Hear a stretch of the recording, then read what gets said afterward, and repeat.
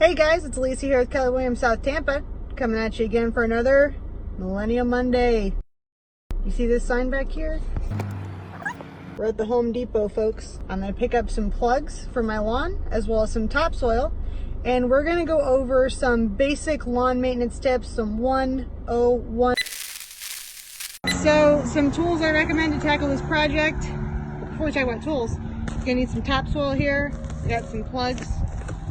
So the tools that you're going to use, I kind of get on my knees and I use this little guy to dig up the dead grass. You could use another rake, like a taller rake, to save your back, especially if you have a very large space of grass that needs to be dug up. What you want to do is get those nasty old brown roots out of the ground and put them somewhere else. And this is the tool that you're going to want. This is a little plugger guy. I don't know what the word for it is. You can also get this so that it's like, longer. You don't have to get on the ground, but I personally prefer to have more leverage. All right, guys, so I have my beautiful wife behind the camera right now.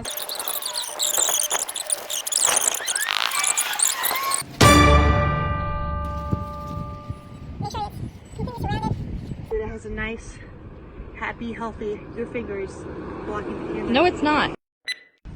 All right, guys, so I'm going to show you this. We're going to put in one bulb just to kind of see what it's like, right?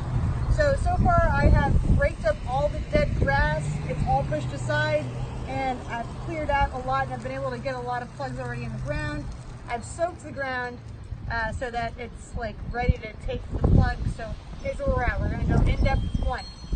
This is the St. Augustine plug. Got it at Home Depot. It's in one of these sleeves.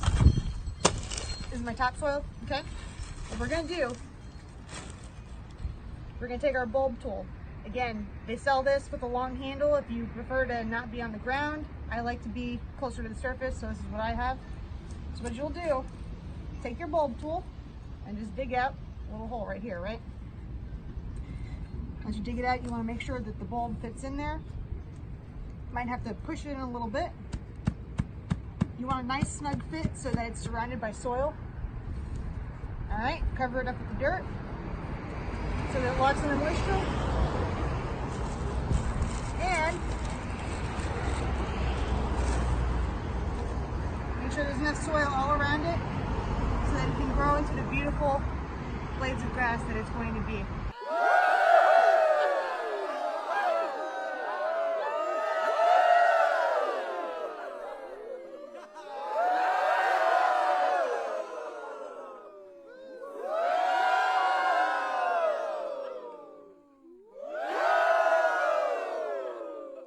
What do you do when you do your plugs? You need to give your plugs at least an inch of water every day for the first 2 to 3 weeks. Okay, so what does that mean? An inch of water. What you want to do to try and figure that out is basically put a tuna can out in your yard.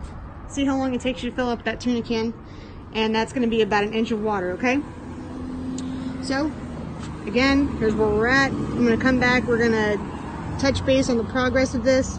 I'm going to put a little bit of preen on here so that it's a pre-emergent to fight weeds. This way we can fight weeds that are going to try and come in between the bulbs. And just put fertilizer down not too long ago, so I'm not going to put that down today.